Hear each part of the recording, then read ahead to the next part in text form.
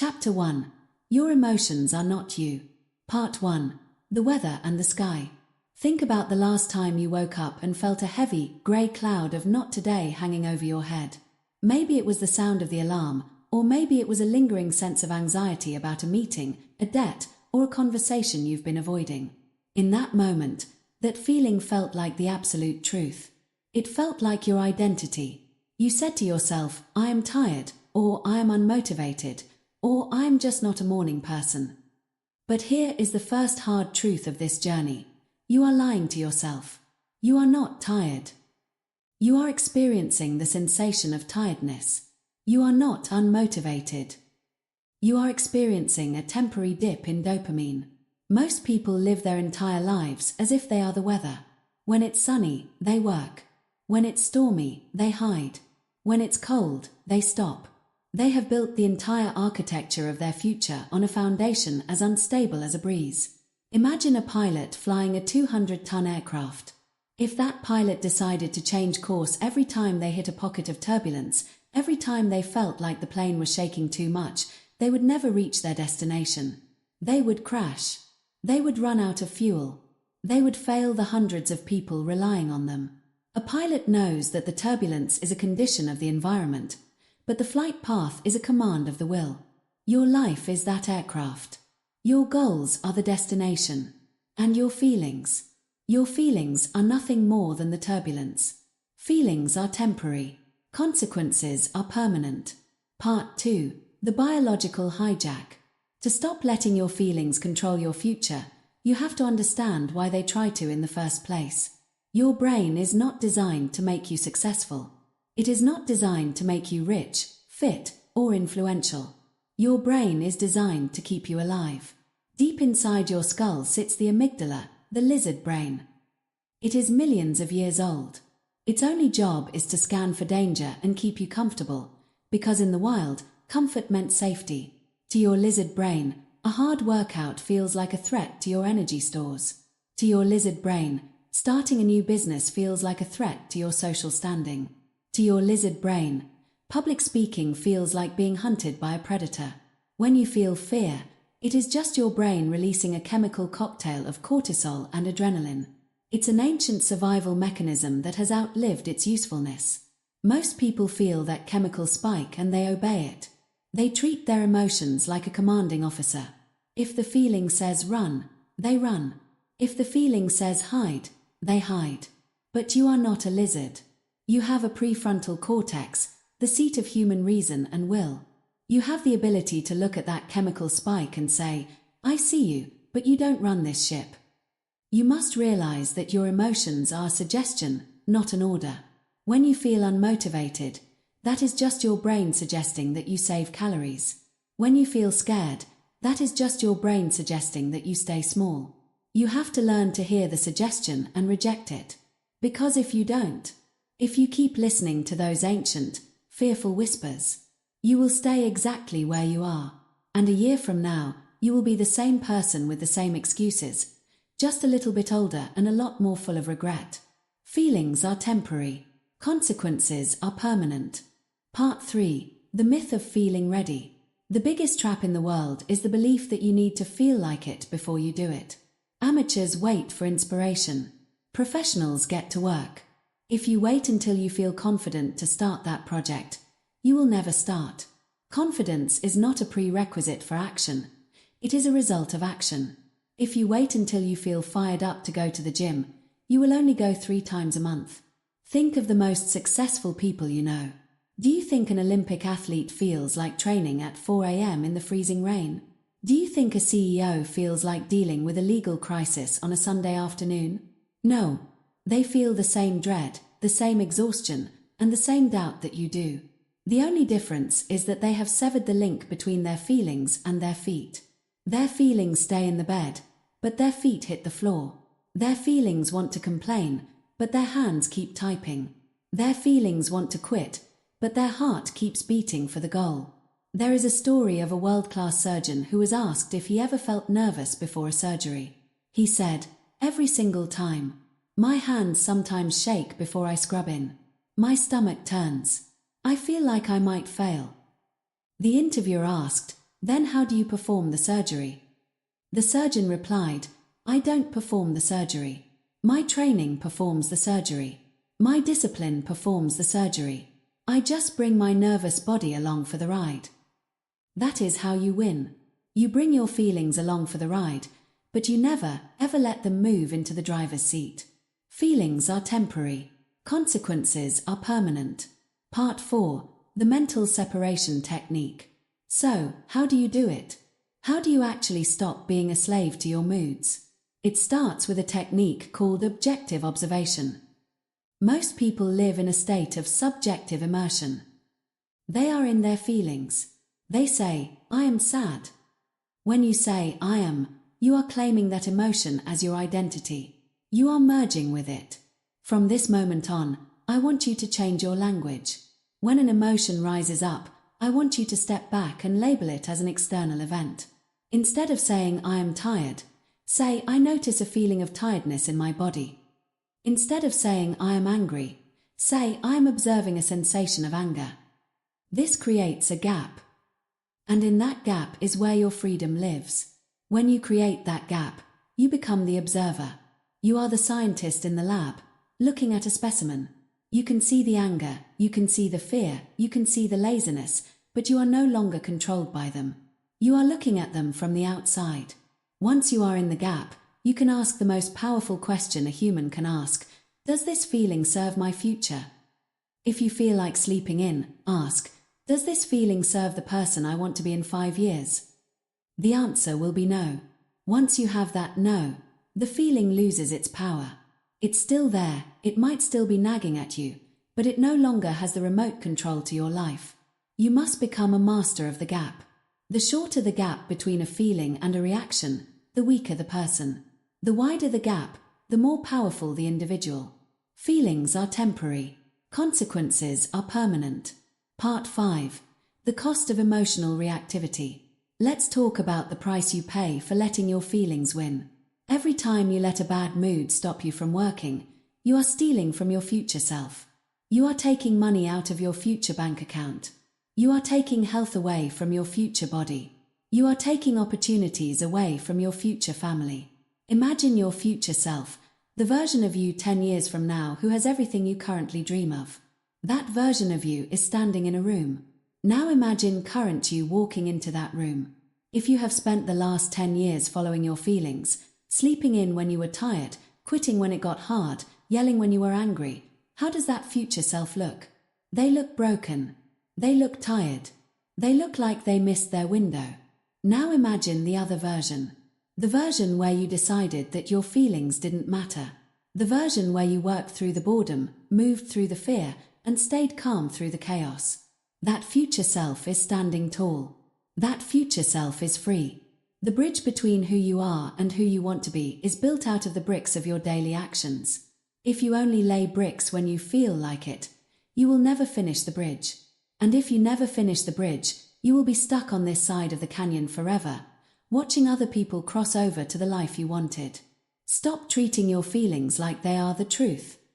They are not the truth. They are just internal feedback, often faulty and usually biased toward the easiest path. The truth is your vision. The truth is your commitment. The truth is your discipline. Feelings are temporary. Consequences are permanent. Part 6. Action over emotion. As we close this first chapter, I want to give you your first assignment. It is a simple rule that will change your life if you follow it. It's called the rule of 5 minutes. Next time you feel a wave of "I don't want to," I want you to ignore the feeling and commit to just 5 minutes of the task. If you don't want to work out, put on your shoes and move for 5 minutes. If you don't want to write that report, open the laptop and type for 5 minutes. What you will find is that 90% of the time, the feeling was just a barrier at the entrance. Once you start moving, the feeling changes. Action creates the emotion. We have it backwards. We think we need the emotion to start the action, but it's the action that generates the emotion. Motion creates emotion. If you want to feel motivated, start moving. If you want to feel confident, start doing the thing you're afraid of. Don't wait for the feeling to show up. It's a bad friend. It's always late. Start without it. You are the master of your fate. You are the captain of your soul. And from this second forward, you are no longer the weather. You are the sky. The storms will come, the winds will blow, and the temperature will drop, but you will remain. You will stay on course. You will reach your destination. Because you finally understand the most important lesson of all. Feelings are temporary. Consequences are permanent. Chapter 2. Comfort is quietly ruining your life. Part 1. The seduction of the soft life.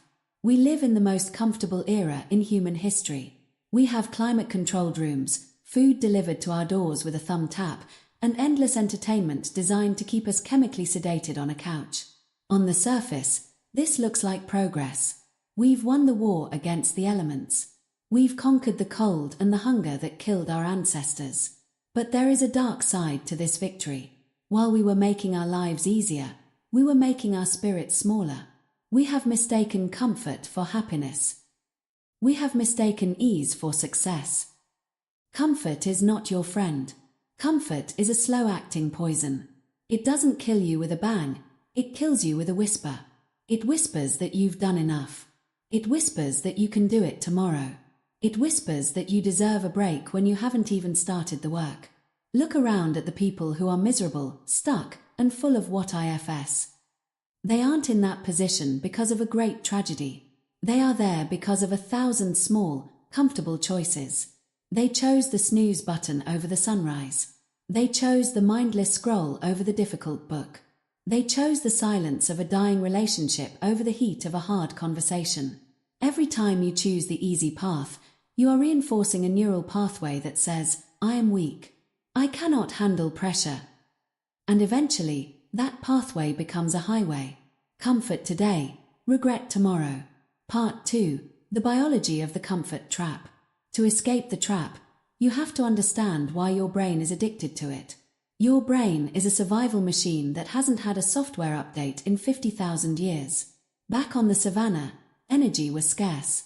If you found a warm spot to sit and a high-calorie meal, your brain rewarded you with a massive hit of dopamine. Staying still and eating sugar was a survival strategy. But in the modern world, that same biological drive is a death sentence for your potential. Your brain still thinks it's saving you from starvation when you order that extra pizza. It thinks it's protecting you from a predator when it makes you feel social anxiety before a networking event. The comfort zone is a biological prison. Inside the zone, everything is predictable. There are no threats, but there is also no life. Biologically, if an organism stops being challenged, it begins to atrophy. Muscles that aren't used shrink. Brains that aren't challenged lose cognitive function. Spirits that aren't tested become fragile. Most people are living in a state of human atrophy. They are physically alive but mentally and spiritually decaying because they haven't felt the sting of a challenge in years. They are waiting for life to get easier before they take a risk. Hear this clearly. Life will never get easier. You must get stronger. And strength is never, ever found in comfort. Strength is a byproduct of friction. Comfort today, regret tomorrow. Part 3. The micro-deaths of potential. We often think that failure is a massive event, a bankruptcy, a divorce, a total collapse. But real failure is much quieter. Real failure is a series of micro-decisions where comfort wins. Think about your morning. The alarm goes off. That is your first battle of the day. In that moment, the bed is the pinnacle of comfort. It's warm, it's soft, and it's safe. The floor is cold, the air is sharp, and the work is waiting. When you hit snooze, you aren't just getting 10 more minutes of sleep. You are training your subconscious to believe that your feelings are more important than your commitments. You are starting your day with a white flag of surrender. Think about your phone. You have a project to finish, but you feel a slight twinge of boredom or difficulty. Instantly, your hand reaches for that device. You spend 30 minutes looking at the lives of people you don't even like. Why? Because it's comfortable. It requires zero effort. It provides a cheap, plastic version of connection. Think about your relationships. There is a hard conversation you need to have with your partner, your boss, or your friend. You feel the knot in your stomach, the discomfort of potential conflict. So, you stay silent. You keep the peace. But that isn't peace, it's a slow-growing tumor of resentment. You chose the comfort of silence today, and you are guaranteeing the explosion of the relationship tomorrow. These micro-comforts are the thieves in the night. They steal your time, your focus, and your character, one comfortable minute at a time. Comfort today, regret tomorrow. Part 4. The fragility of the protected mind. There is a term in psychology called concept creep. It means that as our lives become safer and more comfortable, we lower the threshold for what we consider traumatic or hard. Because we no longer have to hunt for food or fight off invaders, we have turned someone being mean to us on the internet into a crisis. We have turned a busy week at work into burnout. We have become emotionally fragile. When you spend your whole life avoiding discomfort, you lose your psychological calluses. You become like a hand that has never done a day of manual labor. The moment you pick up a tool, you get a blister. And because the blister hurts, you put the tool down. The person who embraces discomfort is different. They have calluses on their mind. When life gets hard, and life will get hard, the comfortable person shatters. The disciplined person, the one who has been seeking out controlled discomfort, simply adjusts their grip and keeps working. You have to decide today, do you want to be a porcelain vase, beautiful to look at but easily broken? Or do you want to be steel, forged in the heat, hammered into shape, and capable of holding up a skyscraper? If you want to be steel, you have to go into the fire. Comfort today, regret tomorrow. Part 5. Reframe discomfort as a signal. Most people treat discomfort like a stop sign. When they feel tired, they stop. When they feel awkward, they stop. When they feel out of their depth, they stop. To control your future, you must flip this script. You must start treating discomfort as a go sign. Imagine you are a treasure hunter. You know that the gold is never sitting out in the open on the beach. The gold is always buried deep underground, or hidden behind a thick jungle, or guarded by a mountain. The difficulty of the terrain is the indicator that you are close to the prize. Your life is the same. The discomfort you feel when you are learning a new skill, or waking up early, or pushing your body to the limit, that is the ping on your sonar. It is telling you, the growth is here. The progress is right behind this feeling. When you feel that internal resistance, that voice that says, this is too much, let's go back to the couch, I want you to smile. I want you to recognize it as the smell of progress. If it doesn't hurt, it's not changing you. If it's not awkward, you're not learning.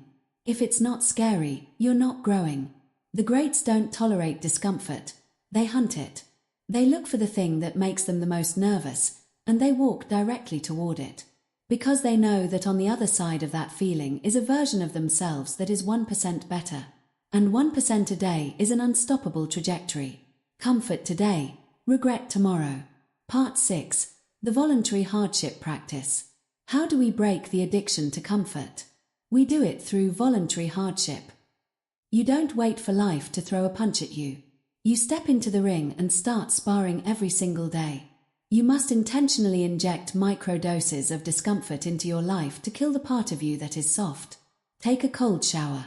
Not because you have to, but because the lizard brain hates it.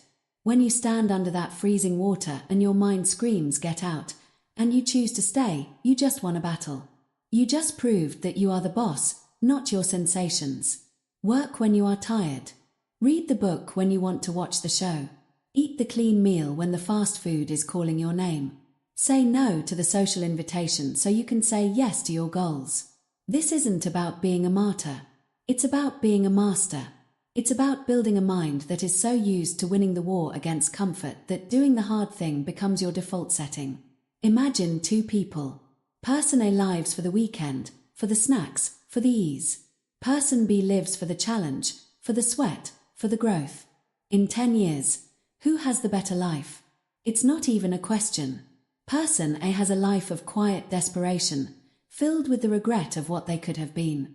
Person B has a life of power, freedom, and self-respect. The irony is that the comfortable path actually becomes the most painful path in the long run. The hard path is the only one that leads to true peace. Comfort today, regret tomorrow. Part 7. The identity of the uncomfortable. As we move forward, I want you to adopt a new identity. I want you to stop seeing yourself as someone who enjoys the easy life. I want you to start seeing yourself as a high-friction individual. A high-friction individual is someone who doesn't look for the exit. They don't look for the shortcut. They look for the work. When they see a hill, they run up it. When they see a problem, they dive into it. This person is dangerous. They are dangerous to their competitors, they are dangerous to their excuses, and they are unstoppable in the pursuit of their future. Because if you aren't afraid of being uncomfortable, what can the world possibly do to stop you? If you aren't afraid of failing, if you aren't afraid of being tired, if you aren't afraid of looking stupid while you learn, you are a superpower. You have broken the chains that hold 99% of humanity in place. Most people are waiting for the perfect conditions to start. They want the sun to be shining, the bank account to be full, and the feeling to be right. They will be waiting forever. You start in the rain. You start in the dark. You start when it hurts. Because you know that the perfect condition is a myth sold by the comfort industry to keep you buying their products and staying in your seat. The future belongs to the people who are willing to get their hands dirty, their hearts racing, and their bodies tired today. Comfort today, regret tomorrow. Part 8. The conclusion of the chapter. I want you to look at your life right now. Where are you too comfortable? Is it your physical body? Have you stopped pushing your limits because it hurts? Is it your career? Have you stopped learning because it's confusing? Is it your mind? Have you stopped thinking for yourself because it's easier to let the TV tell you what to believe? Identify one area today where you have been choosing comfort over progress. And then, I want you to intentionally break that comfort. Do the thing you've been avoiding. Take the path of more resistance. Do not wait for tomorrow. Regret doesn't wait for tomorrow. It starts the moment you give up. Your future self is watching you right now through the lens of memory. They are either thanking you for having the courage to be uncomfortable, or they are weeping because you chose the couch over them. Which one will it be? Comfort today, regret tomorrow. Chapter 3. Discipline works when motivation fails. Part 1. The motivation trap. We have all been there. You watch a powerful video, read a life-changing book, or have a sudden epiphany at 2 a.m., and suddenly, you feel like you can conquer the world. You're motivated. You feel a surge of energy, your heart beats faster, and you make a dozen promises to yourself about how everything is going to change. You're going to wake up at 5, you're going to eat clean, you're going to start that business. And for 2 days, you do. But then, Tuesday morning arrives. It's raining. You didn't sleep well. The initial spark has flickered out. The chemicals, the dopamine and adrenaline, have returned to baseline. Now, you're standing in the kitchen, staring at the coffee maker, and that fire you felt 2 days ago is gone. You ask yourself, where did my motivation go? Here is the truth. Motivation didn't go anywhere. Motivation did exactly what it was designed to do. It gave you the kickstart to get moving, and then it left. Motivation is a fair-weather friend. It's the person who shows up to the party when the music is loud and the drinks are flowing, but is nowhere to be found when it's time to clean up the mess at 4 a.m. If you build your life on motivation, you are building on sand. If you wait until you feel like it to do the work, you are handing the keys of your future to a fickle, unreliable emotion. Do it anyway. Part 2. Mechanical versus emotional. To master your future, you must understand the fundamental difference between motivation and discipline. Motivation is emotional. It is a feeling. Because it is a feeling, it is subject to your diet, your sleep, the weather, what someone said to you on social media, and 1,000 other variables you cannot control. When you say, "I'm not motivated," what you are really saying is, "My current emotional state does not align with my goals." Discipline is mechanical. Discipline doesn't care how you feel. Discipline is a system. It is a contract you signed with yourself when you were thinking clearly, and you are required to fulfill that contract regardless of your current mood. Think of a clock. A clock doesn't feel like ticking. It doesn't wake up and decide it's too tired to move the second hand. It is a machine designed for a specific output, and it performs that output until the power runs out. When you become disciplined, you become mechanical. You stop asking yourself, "How do I feel about this task?" And you start asking, what is the next step on the list? You remove the negotiation phase. Most people lose their day in the negotiation phase. They spend 2 hours arguing with themselves in their own head about whether they should work out or not. A disciplined person doesn't negotiate. They just move. Do it anyway. Part 3. The Warrior's Path. Consider the elite soldier. When a Navy SEAL is in the middle of a mission, cold, wet, and exhausted, he doesn't wait for motivation to check his gear or cover his teammate. If he waited to feel motivated, he would be dead. He relies on his training. He relies on the mechanical habits he has performed 10,000 times. Consider the professional athlete. Think of a figure like Jerry Rice, one of the greatest football players of all time. His off-season workouts were legendary for being brutal, lonely, and repetitive. Do you think he was excited to run the same hill for the 50th time on a Tuesday in July? No. He was bored.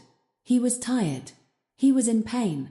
But he didn't do it because he felt like it. He did it because he was Jerry Rice, and that is what Jerry Rice does.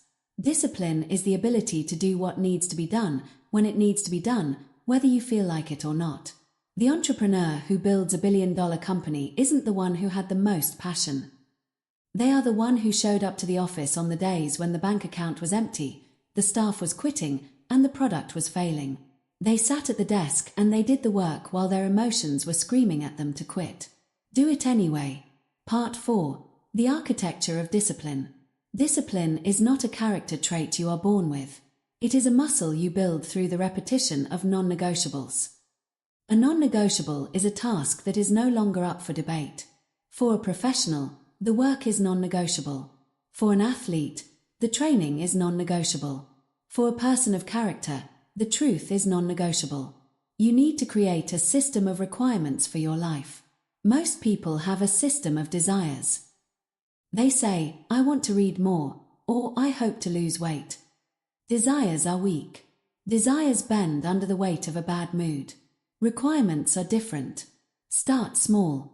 Pick 3 things that you will do every single day, no matter what. Maybe it's drinking a gallon of water, reading 10 pages, and walking for 20 minutes. These are your baseline habits.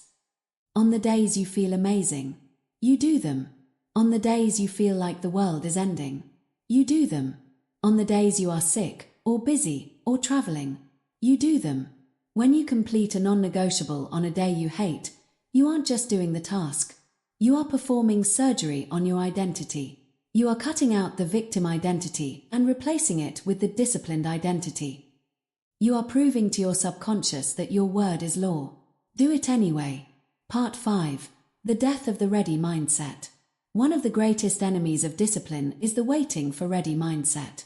You tell yourself you'll start the business when you have more money. You'll start the diet after the holidays. You'll have the hard conversation when you feel more confident. This is a lie your feelings tell you to keep you safe in the comfort zone we talked about in Chapter 2. The truth is, you will never feel ready. Ready is a ghost. It doesn't exist. If you look at the history of great achievements, almost none of them started in perfect conditions. They started in the middle of chaos, with limited resources and high levels of fear. The people who achieved them didn't wait for the feeling of readiness. They started in the dark and found the light as they moved. Action is the cure for fear. Action is the generator of confidence. If you want to feel ready, you have to start doing the work while you feel completely unprepared. You have to be willing to be a clumsy amateur before you can be a disciplined master. The next time you find yourself saying, I just don't feel ready, I want you to recognize that as your signal to start immediately. That feeling is the resistance. And the only way through the resistance is forward. Do it anyway. Part 6. Consistency over intensity. A common mistake people make when trying to build discipline is focusing on intensity instead of consistency. They go to the gym for 4 hours on Monday, leave themselves unable to walk on Tuesday, and then don't return for a month.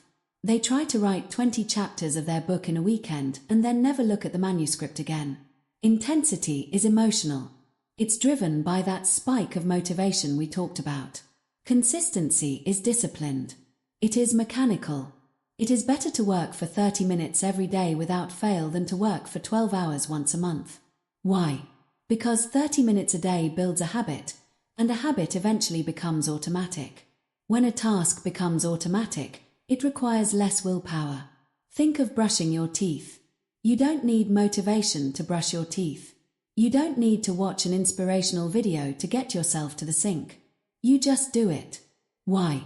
Because it's a disciplined habit so deeply ingrained that it's part of your identity. Your goal is to make your work, your health, and your growth as automatic as brushing your teeth. You do this by showing up every day. Not most days. Every day. The 0 day is the enemy of discipline. A 0 day is a day where you do absolutely nothing to move toward your goals. Your mission is to never have another 0 day. Even if you only do 1 minute of work, you have kept the streak alive. You have kept the discipline muscle engaged. Do it anyway. Part 7. The identity of the finisher. The world is full of starters. Everyone starts a New Year's resolution. Everyone starts a side hustle. Starting is easy because starting is often fueled by that initial burst of motivation. The world is not run by starters. The world is run by finishers. A finisher is someone who has reached the boredom threshold and pushed through it. Every great project, every long-term relationship, and every fitness journey has a middle phase where the novelty has worn off, the results aren't coming fast enough, and the work feels like a grind. This is where the emotional people quit. They say, "This isn't fun anymore," or "I've lost my passion." The disciplined person knows that the grind is where the actual progress happens. The grind is the forge. If you can stay disciplined when the work is boring, you can achieve anything. When you feel the urge to quit because you aren't seeing results, remember that you aren't working for today's results. You are working for the person you will become by not quitting. Every time you finish a task you wanted to leave half done, you are strengthening your finish muscle. You are becoming a person who finishes what they start. And a person who finishes what they start is a person who eventually wins at everything. Do it anyway. Part 8. Practical tools for the disciplined mind. How do we implement this today? First, audit your environment. Discipline is easier when you aren't fighting your surroundings. If you want to be disciplined about your diet, get the junk food out of the house. If you want to be disciplined about your work, put your phone in another room. Don't rely on willpower when you can rely on design. Second, use the power list. Every night, write down the 5 most important tasks you must complete tomorrow. Not 50, just 5. Tomorrow, your only job is to cross those 5 things off. No matter how you feel, no matter what distractions come up, you don't sleep until the power list is done. Third, kill the all-or-nothing mentality. If you miss your 5 a.m. wake-up call, don't throw away the whole day. Discipline means getting back on track at 5:15, or 6 o'clock, or noon. Discipline is the ability to recover instantly. Fourth, talk to yourself like a commander. When your brain says, "I'm tired," respond with, "I didn't ask if you were tired. I asked what the next task is." Become the commander of your own mind. Part 9. Conclusion. As we end this chapter, I want you to look at the tasks you have been avoiding. You know exactly what they are.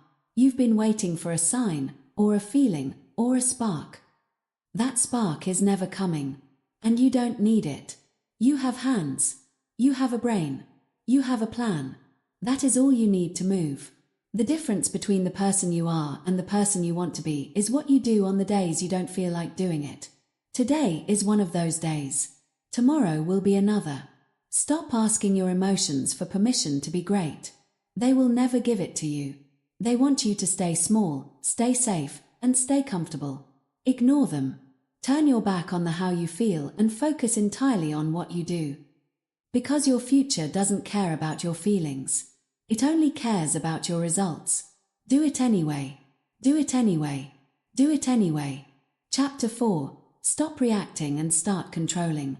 Part 1. The architecture of destruction. Imagine a man who has spent 20 years building a reputation as a leader, a father, and a pillar of his community. He is respected, he is successful, and his future looks bright. Then, in one afternoon, in a moment of traffic-induced rage or a heated argument with a colleague, he loses his temper. He says something unforgivable. He strikes out. He sends an impulsive, venomous email. In 10 seconds, the 20 years of building are gone. The reputation is shattered. The career is over. The relationship is severed. This is the terrifying power of an emotional reaction. An emotional reaction is a reflex. It is a knee-jerk response to an external stimulus. It is what happens when you let the world pull your strings like a puppet. When someone insults you and you snap back, they are in control of you. When a problem arises and you panic, the problem is in control of you. When you are slighted and you seek immediate revenge, your ego is in control of you. Most people live their lives in a state of constant reaction. They are like a leaf in the wind, blown about by every comment, every headline, and every minor inconvenience. They believe they are being real or speaking their truth, but in reality, they are just showing the world how easily they can be manipulated. If you want to own your future, you must learn to own the space between what happens to you and what you do about it. Pause. Think. Act. Part 2. The biological hijack. To stop reacting, you have to understand the chemistry of the hijack. When you feel a surge of anger, embarrassment, or fear, your body is undergoing a physiological shift. Your brain's amygdala, the almond-shaped center for emotional processing, detects a threat. In a split second, it floods your system with cortisol and adrenaline. Your heart rate spikes. Your breathing becomes shallow. Your higher brain, the prefrontal cortex, is effectively taken offline. This is the emotional hijack. Your body is prepared for a physical fight, but you are sitting in a boardroom or a living room. Your lizard brain is screaming for you to bite, to scream, or to run. The problem is that the lizard brain has no nuance. It cannot distinguish between a saber-toothed tiger and a sarcastic comment from your spouse. It treats both as mortal threats. When you react in this state, you are operating with the intelligence of a cornered animal. You are not thinking about your long-term goals. You are not thinking about your values. You are only thinking about the immediate release of the emotional pressure. The goal of this chapter is to teach you how to keep your prefrontal cortex, your executive commander, online even when the chemicals are screaming. You must learn to be the calm center of the storm. Pause. Think. Act. Part 3. The cost of the uncontrolled ego. History is a graveyard of empires and careers destroyed by emotional reactions. Think of the legendary athletes who were at the top of their game, only to be provoked by an opponent's insult. They reacted with a foul, were ejected from the game, and lost the championship for their entire team. Their talent was world-class, but their emotional control was amateur. Think of the corporate executives who, in a fit of ego, made impulsive decisions to get back at a competitor, leading to billion-dollar losses and the collapse of their companies. Think of the millions of people whose lives are defined by the one that got away, the relationship they burned to the ground because they couldn't control their tongue during an argument. They felt the heat of the moment and they let it out, not realizing that the heat would incinerate their happiness. Reactive people are predictable. If I know what makes you angry, I can control you. If I know what makes you feel insecure, I can lead you into a trap. As long as you are reactive, you are a slave to whoever or whatever can trigger your emotions. Control is the ultimate power. The person who cannot be rattled is the person who cannot be defeated. Pause. Think. Act. Part 4. Step 1. The pause. The first step in taking control is the most difficult. The pause. Viktor Frankl, a psychiatrist and Holocaust survivor, famously said, "Between stimulus and response there is a space. In that space is our power to choose our response. In our response lies our growth and our freedom." The reactive person has a space of 0.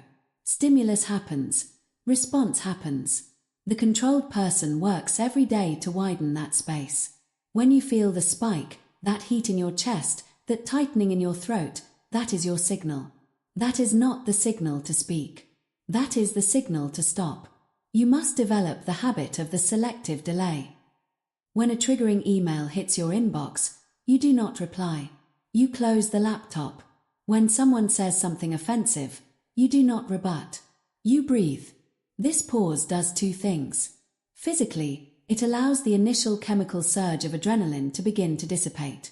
It takes about 60 to 90 seconds for an emotional chemical flush to move through your system.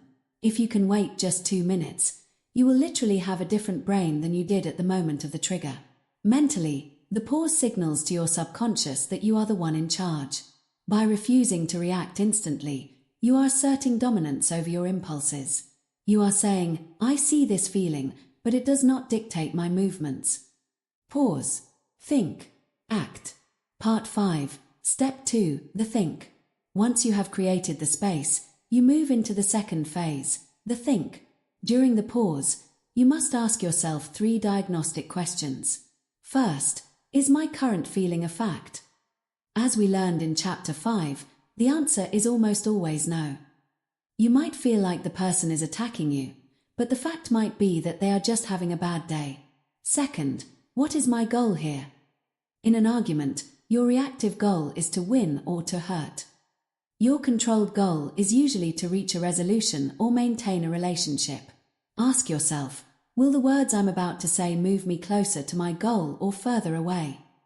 Third, what will the 10-year version of me think of this reaction? This is the perspective shifter. In 10 years, the insult won't matter. The traffic jam won't matter. The ego bruise won't matter.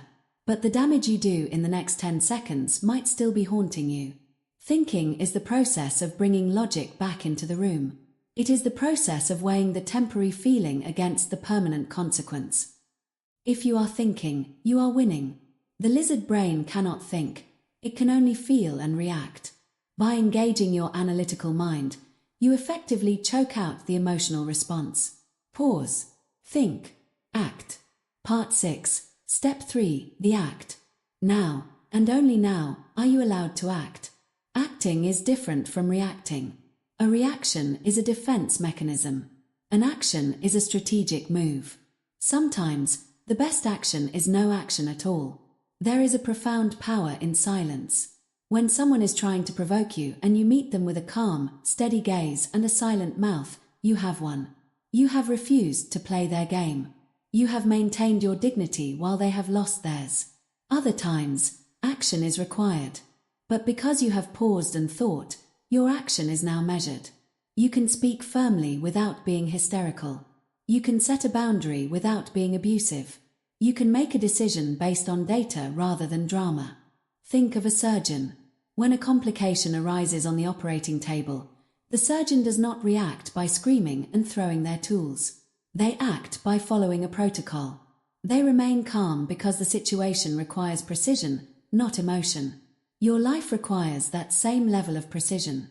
Every interaction you have is a surgery on your future. Treat it with the respect it deserves. Pause. Think. Act. Part 7. The 10-second rule. To build this skill, we use the 10-second rule. It is a simple, mechanical drill you can use in any situation. From this moment on, when you are triggered, you are forbidden from speaking or acting for 10 slow seconds. Count them in your head. 1, 2, 3. By the time you get to 5, the shout in your head will become a whisper. By the time you get to 8, you will start to see the situation for what it really is. By the time you get to 10, you will have regained your power. If 10 seconds isn't enough, take 10 minutes. If 10 minutes isn't enough, take 24 hours. There are very few things in life that require an instantaneous emotional response. Almost everything can wait until you are thinking clearly. The most powerful people in any room are usually the ones who speak the least and listen the most. They are the ones who let others exhaust themselves with their emotions while they sit back and observe. They are the ones who act, while everyone else is reacting. Pause. Think. Act. Part 8. Breaking the habit of defensiveness. One of the most common forms of reacting is defensiveness. When someone criticizes us, we immediately feel the need to explain or defend our honor.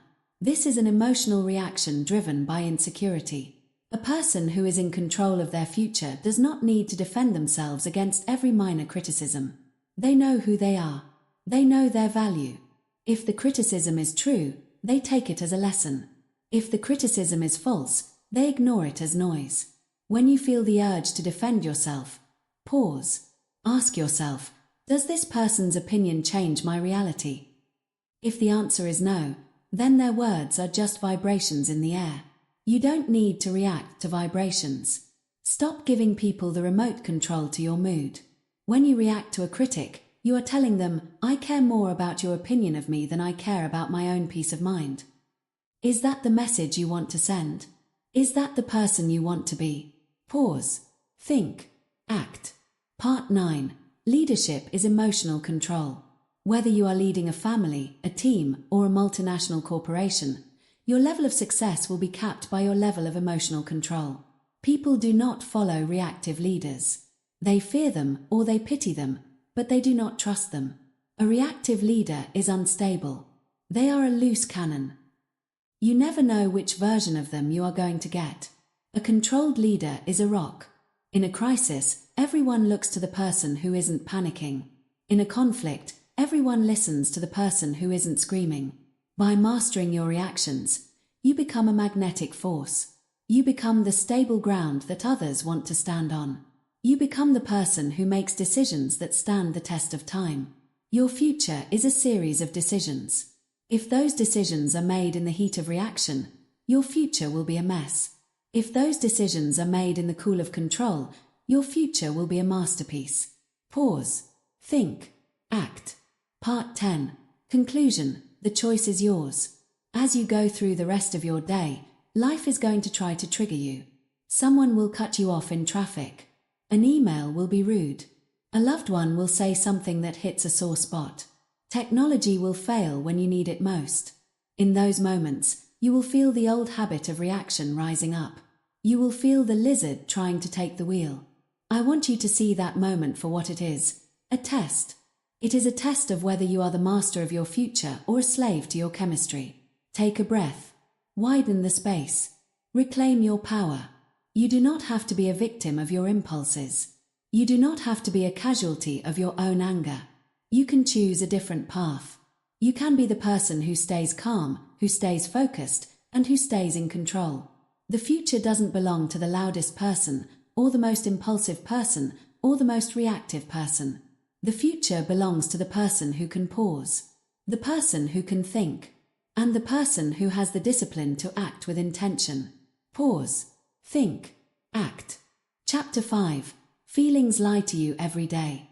Part 1. The Master Deceiver. Imagine you are walking through a dark forest at night. Every shadow looks like a predator. Every rustle of a leaf sounds like a footstep. Your heart is hammering against your ribs, and your brain is screaming at you to run. You are experiencing terror. But then, you turn on a flashlight and realize the predator was a crooked tree stump and the footstep was a squirrel. The fear was real. The physiological response was real. But the fact that you were in danger was a total lie. Your mind is a master dramatist. It is a storyteller that specializes in the genre of tragedy and horror. Every day, your emotions present you with a version of reality that is distorted, exaggerated, and often completely false. Your feelings tell you that you're a failure because of one mistake. They tell you that you're exhausted when you've barely started. They tell you that everyone is judging you when most people aren't even thinking about you.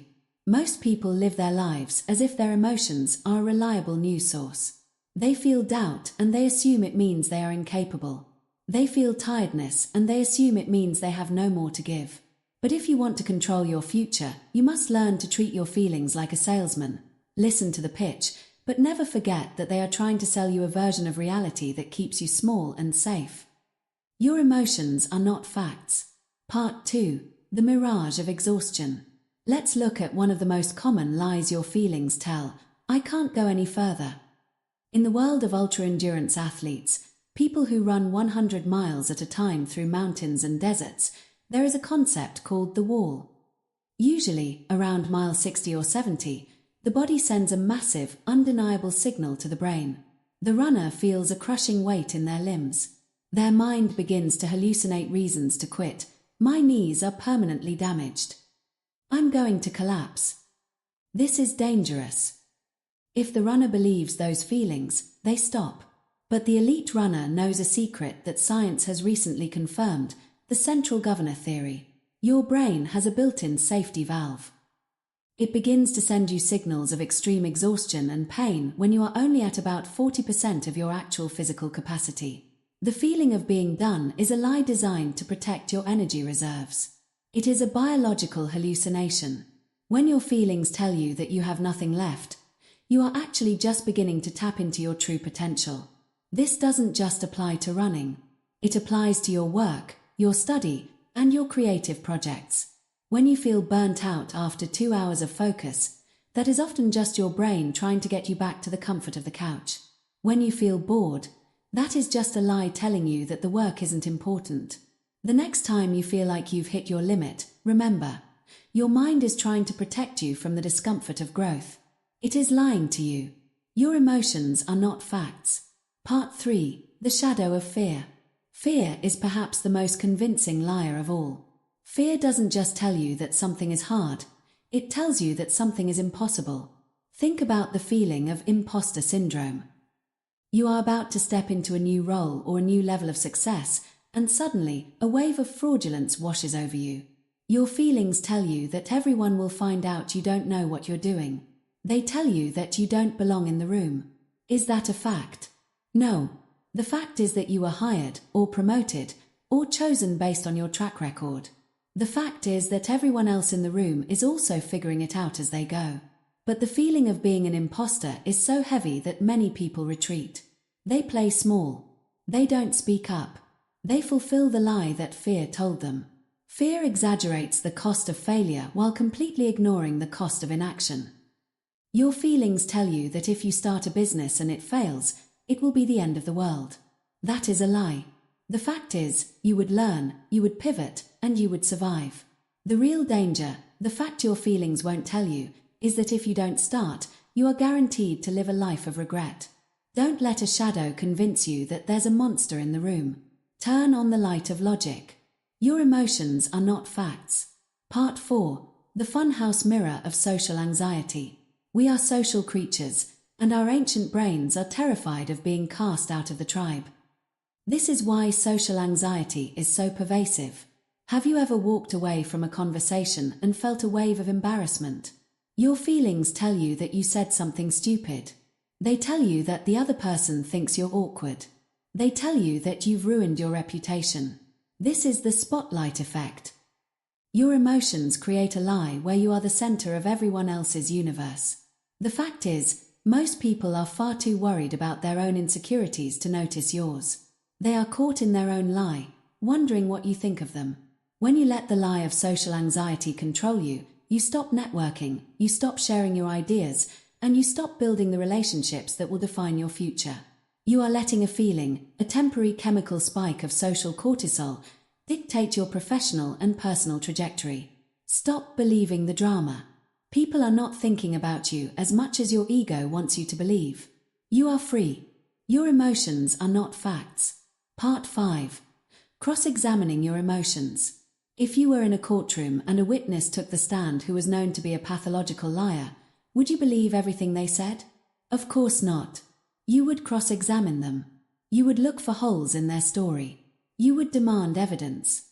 You must do the same with your emotions. When a powerful feeling arises, you must put it on the witness stand. If you feel I am a failure, ask for the evidence. The feeling says, well, you missed your sales goal this month. The cross-examination, okay, but did I hit it last month? Yes. Did I learn something this month? Yes. Does 1 month define a 30-year career? No. The feeling is exposed as an exaggerator. It took one data point and tried to turn it into a universal truth. If you feel nobody cares about me, ask for the evidence. The feeling says, my friend didn't text me back for 6 hours. The cross-examination, does that mean they don't care, or does it mean they are at work? Does it mean they have their own life? Have they been there for me in the past? Yes. The feeling is exposed as a drama queen. It took a minor delay and tried to turn it into a personal rejection.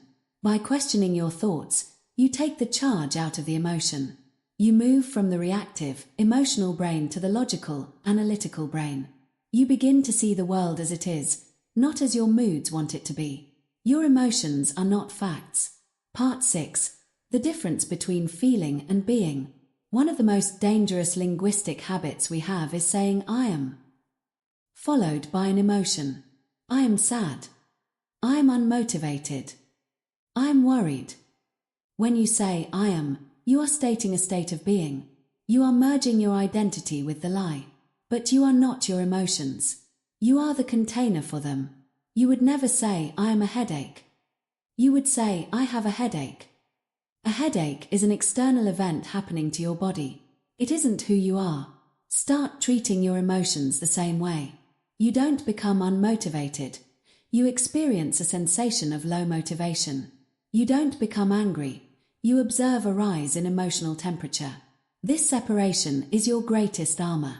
If you are your anger, then you must act it out. If you have anger, you can simply watch it sit there until it passes.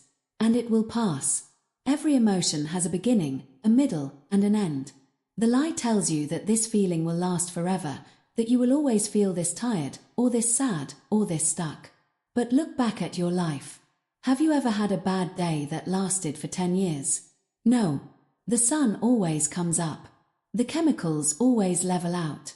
The only thing that remains are the decisions you made while you were caught in the lie. Your emotions are not facts. Part 7. Data over drama. To build a successful future, you must learn to rely on data, not drama. Drama is how you feel about the work. Data is the work itself. Drama says, I feel like I'm not making any progress in the gym. Data says, I lifted 5 pounds more today than I did 2 weeks ago. Drama says, I feel like this business is going to fail. Data says, we have 10% more leads this month than last month. Drama is loud, emotional, and erratic. Data is quiet, objective, and consistent. When you are making decisions about your future, about your career, your finances, or your health, you must banish the drama from the room. If a pilot is flying in heavy fog and their feelings tell them the plane is tilted, but their instruments tell them the plane is level, who should they trust? If they trust their feelings, they will overcorrect and crash the plane. They must trust the instruments. Your goals, your metrics, and your routines are your instruments. Your feelings are the fog.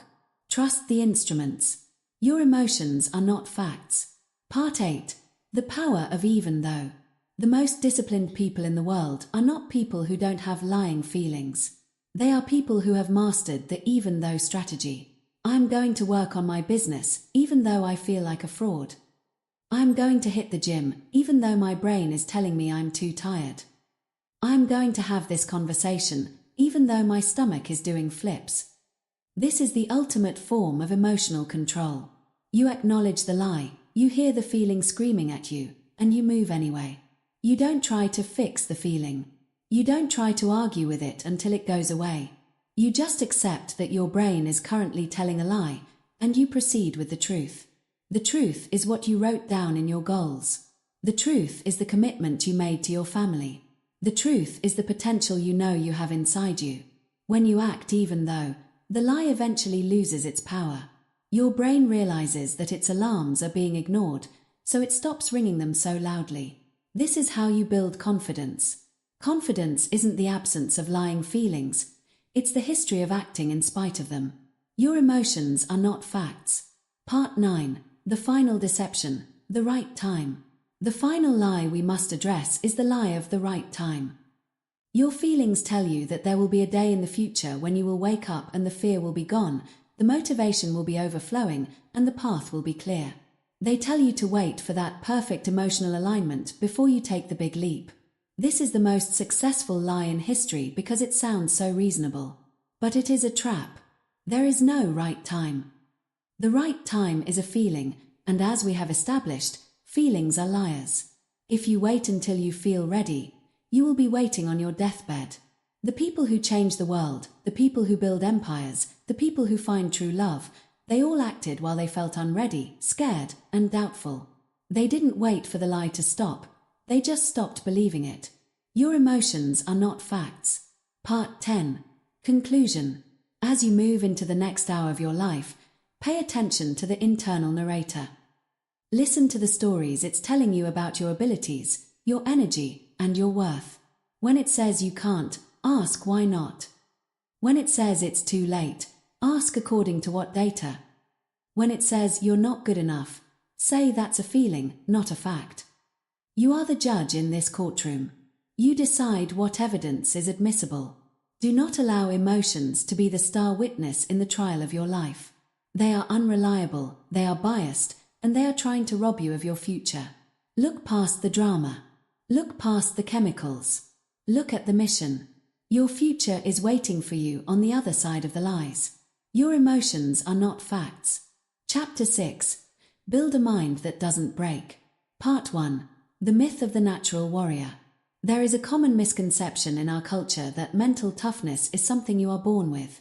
We look at the elite athlete who never flinches, the entrepreneur who loses everything and starts over the next day, or the soldier who remains calm under fire, and we say, they were just born that way. They have a grit gene that I don't have. But mental toughness is not a talent. It is not a gift. It is a callus. Just like the skin on your hands thickens when you lift heavy iron or work the soil, your mind thickens when it is forced to endure resistance. If you have a soft mind, it is not because you are fundamentally flawed. It is because you have protected your mind too much. You have lived a life of such high comfort and low friction that your resilience muscle has atrophied. The good news is that muscles can be rebuilt. Strength can be forged. You can take a mind that currently breaks at the first sign of trouble and turn it into a mind that is unstoppable. But to do that, you have to change your relationship with pressure. You have to stop seeing pressure as an enemy and start seeing it as the only tool that can shape you into who you need to become. Pressure builds power. Part 2. The alchemy of the diamond. Think about the difference between a piece of coal and a diamond. Chemically, they are virtually identical. They are both made of carbon. The difference lies in what they have endured. The diamond was subjected to temperatures and pressures so extreme that the very molecular structure of the carbon was forced to rearrange itself into something harder, clearer, and more beautiful. Without that crushing weight, it would have remained a soft, black lump of coal that crumbles under the slightest touch. Most people spend their lives trying to avoid the crushing weight. They run from stress, they hide from challenge, and they seek the path of least resistance. By doing so, they ensure they stay in the coal phase of their existence. They are easily broken by a bad breakup, a lost job, or a mean comment. The person who wants a future they control understands that they must seek out the pressure. They understand that the moments where they feel like they are being crushed by the demands of their goals are actually the moments where they are being refined. The heat you feel in your chest when you are overwhelmed is the heat of the forge. The weight you feel on your shoulders is the weight that is making you unbreakable. Pressure builds power. Part 3. The science of hormesis. There is a biological principle called hormesis. It is the idea that a small, controlled dose of something that is technically toxic or stressful actually makes an organism stronger. When you lift weights, you are technically tearing your muscle fibers. You are causing trauma to your body. But in response to that trauma, your body doesn't just repair the muscle, it makes it denser and stronger than it was before. It prepares itself for the next time that weight comes down. Mental toughness works on the exact same principle. Every time you do something that is hard, every time you choose to stay in a difficult situation instead of quitting, you are creating psychological hormesis. You are teaching your nervous system that hard is not deadly. Most people have a nervous system that is calibrated for a safe room. The moment they step outside into the wind, their brain sounds a 10-alarm fire. But when you build a mind that doesn't break, you are recalibrating your alarm system. You are training your brain to stay cold while the world gets hot. You don't build this at a seminar. You don't build it by reading a book.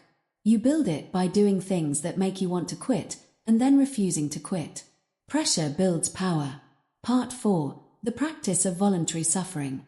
In ancient Stoicism, the great philosophers practiced what they called premeditatio malorum and voluntary discomfort.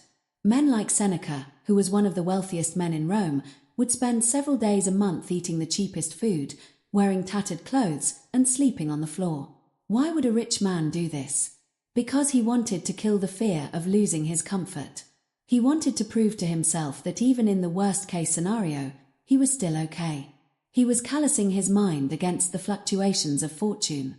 If you want an unbreakable mind, You must incorporate voluntary suffering into your daily life.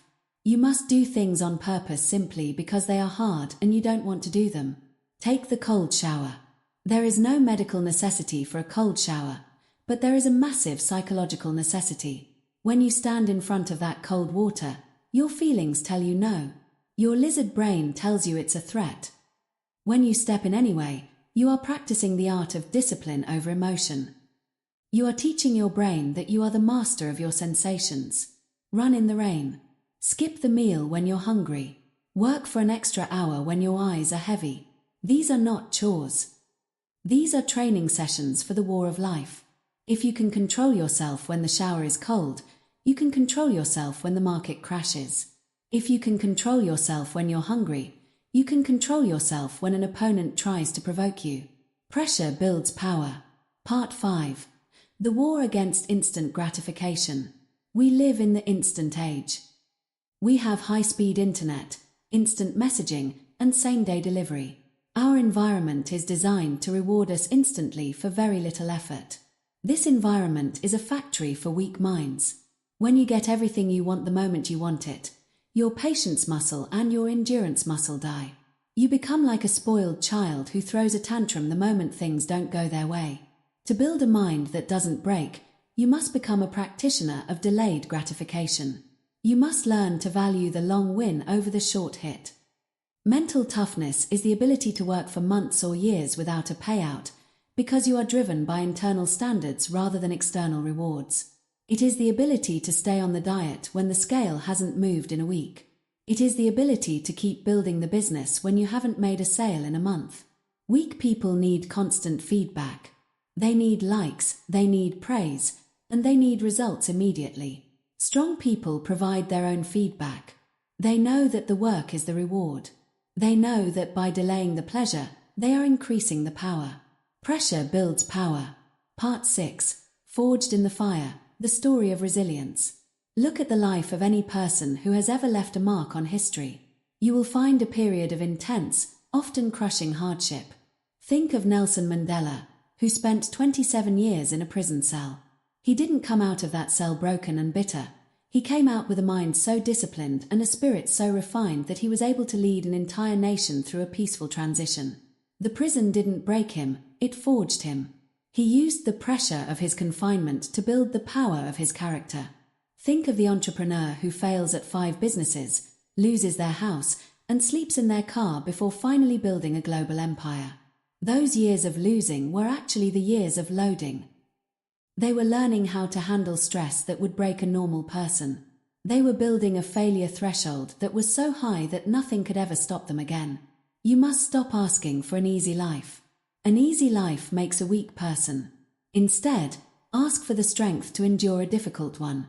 When hardship finds you, and it will, do not say, "Why me?" Say, "Try me." Look at the obstacle and recognize it as the very thing you need to level up. Pressure builds power. Part 7. The Daily Toughness Audit. How do you know if your mind is getting stronger? You must perform a toughness audit. Look back at your last 24 hours. When you encountered a minor inconvenience, a long line, a slow computer, a rude driver, how did you react? Did you huff and puff? Did you complain? If so, your mind is still soft. You are letting small things dictate your internal state. The unbreakable mind is non-reactive to the trivial. It saves its energy for the mission.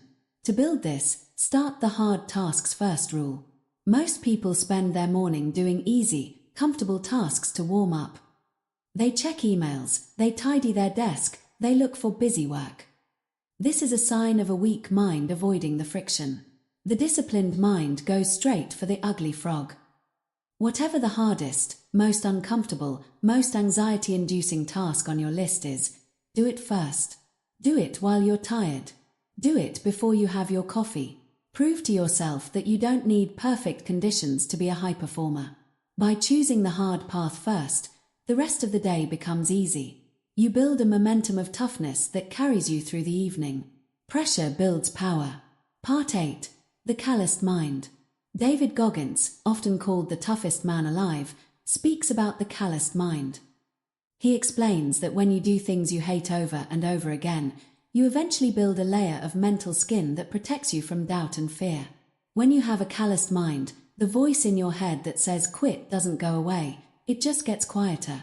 You recognize it for what it is, a remnant of your old, weak self trying to survive. You acknowledge the voice, and then you keep moving. An unbreakable mind doesn't mean you don't feel pain. It means you are no longer afraid of the pain.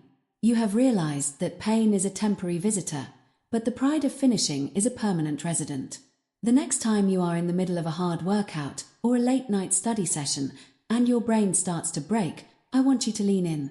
I want you to realize that this is the moment the callus is being formed.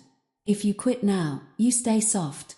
If you push through the next 10 minutes, you are a different human being on the other side. The future doesn't belong to the smartest or the most talented. It belongs to the person who can endure the most pressure without cracking. Pressure builds power. Part 9. Building emotional resilience. Mental toughness isn't just about physical tasks, it's about emotional stability. A mind that breaks is a mind that is easily offended. It is a mind that needs everyone to agree with it. It is a mind that lets a single criticism ruin its entire week. Building a mind that doesn't break means becoming emotionally anti-fragile. Anti-fragility is a concept by Nassim Taleb. It describes things that actually benefit from shocks and chaos. When someone criticizes you, don't just handle it. Use it. Use the sting of the criticism to fuel your work. Use the doubt of others as the gasoline for your fire.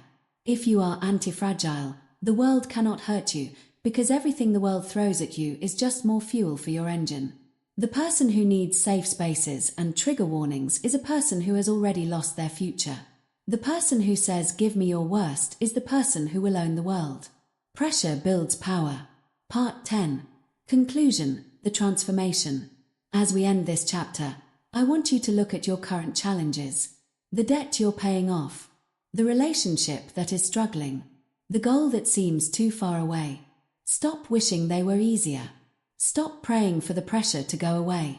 That pressure is your training ground. That pressure is the weight on the bar. That pressure is the heat in the forge. Embrace it. Welcome it. Stand tall in the middle of it. You are not a coal that crumbles. You are a diamond in the making. Every hard choice you make today is a brick in the fortress of your mind. Every time you say no to comfort and yes to the work, you are becoming unbreakable. Go out today and find something hard to do. Find something that makes you nervous. Find something that makes you want to quit, and then stay. Show the world, and more importantly, show yourself that you are the master of your mind. Pressure builds power. Chapter 7. Stop seeking comfort from others. Part 1. The chain of approval. Think about the last time you had a big idea, a new goal, or a moment of deep pain. What was your very first instinct? For 99% of people, the instinct is to reach for a phone, to text a friend, to post a status, or to look at a partner and ask, do you think I can do this? Or is it okay that I feel this way? We have become a validation-addicted society. We have been conditioned to believe that our feelings aren't real until someone else acknowledges them, and our goals aren't valid until someone else applauds them. But here is the danger. If you need the world to tell you that you are doing a good job, you have just given the world the power to tell you that you are a failure. You have handed the remote control of your self-worth to people who are just as confused, just as biased, and just as emotional as you are. Seeking comfort from others is a form of emotional cowardice. It is an attempt to outsource the heavy lifting of self-belief to someone else. It makes you a social thermometer. You only know how to feel by checking the temperature of the room. If people like you, you're happy. If people criticize you, you're crushed. This is no way to build a future. To own your future, you must become a social thermostat. You set the temperature, regardless of who is in the room. Strong people self-validate. Part 2. The fragility of the crowd. Why do we do it? Why do we care so much what they think? Biologically, it's a survival mechanism. In the ancient world, being rejected by the tribe meant death by starvation or predators. We are wired to want to fit in. But in the modern world, this tribal instinct is a trap. The tribe today is often a collection of people who are afraid of their own shadows. Most people around you don't want you to succeed at a high level because your success serves as a mirror to their own laziness. When you seek comfort from them, they will give you comfort that keeps you at their level. They will say, "Don't work so hard, you're doing fine." They will say, "It's okay to quit, it was a hard goal anyway." They will say, "You're right to be angry, you're a victim." This external comfort is like sugar. It feels good for a second, but it rots your character. It keeps you weak. It keeps you dependent. If you rely on external reassurance to get through a hard day, what happens when you are alone? What happens when the critics are louder than the fans? You fold. You quit. You disappear. If you want to be someone who doesn't break, you must learn to be your own source of fuel. Strong people self-validate. Part 3. The mirror of the ego. Seeking validation is often just ego in disguise. We want people to tell us we are smart, talented, and right because we are afraid that we might not be. We use the opinions of others to plaster over the cracks in our own self-esteem. But notice what happens to the person who chases approval. They become a chameleon. They change their opinions, their clothes, their goals, and their personality based on who they are trying to impress. Think of the entrepreneur who changes their business model every time a mentor gives a minor critique. Think of the artist who stops painting what they love because it didn't get enough likes on social media. They have lost their direction. They are no longer walking their own path. They are walking a path designed by a committee of people who don't have to live with the consequences of their choices. When you seek comfort from others, you are essentially saying, "Your opinion of me is more important than my opinion of myself." That is a tragedy. Your future is too valuable to be left to a vote. Strong people self-validate. Part 4. The inner locus of control. In psychology, there is a concept called the locus of control. People with an external locus believe that their success and happiness depend on outside forces, luck, the economy, or the approval of others. These people are chronically stressed and emotionally unstable. People with an internal locus believe that they are the primary architects of their lives. They don't look left or right for permission to be great. When you self-validate, you are building an internal locus of control. You are saying, "I know the work I put in today. I know the standard I hold myself to. Whether the world sees it or not doesn't change the fact that I did it." Imagine a world-class athlete training in an empty gym at midnight. There are no cameras. There are no fans. There is no one there to say, "Good job." The athlete doesn't need it. The athlete validates themselves by the sweat on the floor and the discipline in their heart. They are their own judge and their own jury. That is the level of internal confidence you must develop. If you did the work, you are a success. Period. You don't need a like button to confirm it. Strong people self-validate. Part 5. The price of greatness is being misunderstood. If you are waiting for people to understand your vision or support your radical goals before you act, you will be waiting forever. Greatness, by definition, is something that the majority of people cannot see. If everyone thought your idea was safe and comfortable, it wouldn't be a great idea, it would be average. Most of the most successful people in history were mocked, ignored, or told they were crazy by their friends and family. Jeff Bezos was told that starting an online bookstore was a bad idea. The Wright brothers were laughed at for trying to fly. Martin Luther King Jr. was told to wait by people who claimed to be his allies. Had any of these people sought comfort from their peers, they would have stopped. They would have stayed in their safe jobs and their safe lives, and the world would be a darker place. They succeeded because they had an internal North Star. They didn't need the world to agree with them. They were comfortable being the lone wolf because they knew the wolf was the only one who truly saw the moon. Strong people self-validate. Part 6. How to build internal confidence. How do you stop the approval addiction? You do it through the habit of small promises. Validation addiction is usually a sign that you don't trust yourself. You don't trust your own judgment, so you seek someone else's. To rebuild that trust, you must start making and keeping small promises to yourself. Tell yourself you will wake up at 6 a.m. When you do it, don't tell anyone. Just sit with the satisfaction that you kept your word. Tell yourself you will do 50 push-ups. When you finish, don't post a selfie. Just look in the mirror and know that you are a person of action. These silent wins are the foundation of true confidence. When you have a massive pile of silent wins, you don't need external reassurance. You have the receipts of your own discipline. You know who you are, so it doesn't matter what anyone else calls you. Confidence is not a feeling you get from a pep talk. Confidence is a state of being earned through a history of self-directed discipline. Strong people self-validate. Part 7. The trap of venting. We are often told that venting our feelings to others is healthy. But be careful. Often, venting is just a masked way of seeking someone to agree with our victimhood. When you vent to a friend about how unfair your boss is, you aren't looking for a solution. You are looking for comfort. You want that friend to say, "You're right, you're being treated poorly, you deserve a break." As soon as they say that, your ego feels better, but your life stays the same. In fact, it gets worse, because you've now been validated in your excuses. You've been given permission to stay small. Stop venting and start executing. Instead of seeking someone to listen to your problems, seek the discipline to solve them yourself. If you must talk to someone, talk to a coach or a mentor who will challenge you, not someone who will comfort you in your stagnation. A true friend doesn't tell you what you want to hear. They tell you what you need to hear to get back on the path. But even then, the final word must come from you. Strong people self-validate. Part 8. The practice of silence. There is a profound power in keeping your goals and your progress to yourself. When you tell someone your big goals, your brain actually releases a hit of dopamine that makes you feel like you've already achieved them. This is called social reality.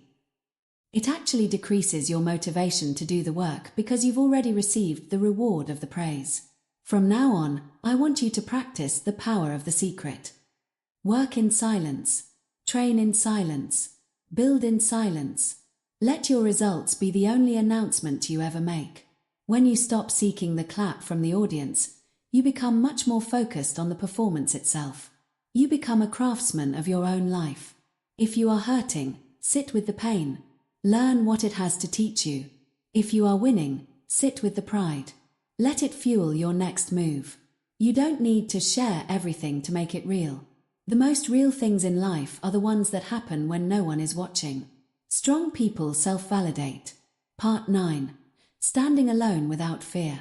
The ultimate level of emotional control is the ability to stand alone in your convictions, even when the entire world is screaming that you are wrong. This doesn't mean you are arrogant or that you don't listen to feedback. It means you have a filter. If the feedback is objective, data-driven, and moves you toward your mission, take it. If the feedback is emotional, based on someone else's fears, or designed to make you fit in, reject it. You must be okay with being the villain in someone else's story. You must be okay with people thinking you are intense, obsessed, or too much. Those labels are just the names that average people give to those who are doing the things they are too afraid to do. If you seek comfort from the average, you will become average. If you seek validation from the great, you will realize that the great don't give validation, they expect you to already have it. Strong people self-validate. Part 10. Conclusion. The king of your own mind. As you move through the world today, notice the tugging in your chest. Notice when you are about to say something just to get a laugh or a good job. Notice when you are about to complain just to get sympathy. Notice when you are looking for permission to take a day off. In those moments, I want you to stand up straight, take a breath, and pull that energy back inside yourself. You do not need their permission. You do not need their comfort. You do not need their applause. You are the king or queen of your own mind. Your standards are the only ones that matter. Your vision is the only one you have to answer to. When you stop seeking comfort from others, you find a level of power you never knew existed. You become a self-sustaining engine. You become a person who can walk through hell and come out the other side, not because someone held your hand, but because you knew exactly who you were every step of the way. Don't look left. Don't look right. Look inward. Strong people self-validate. Chapter 8. Turn pain into progress. Part 1. The great human energy source.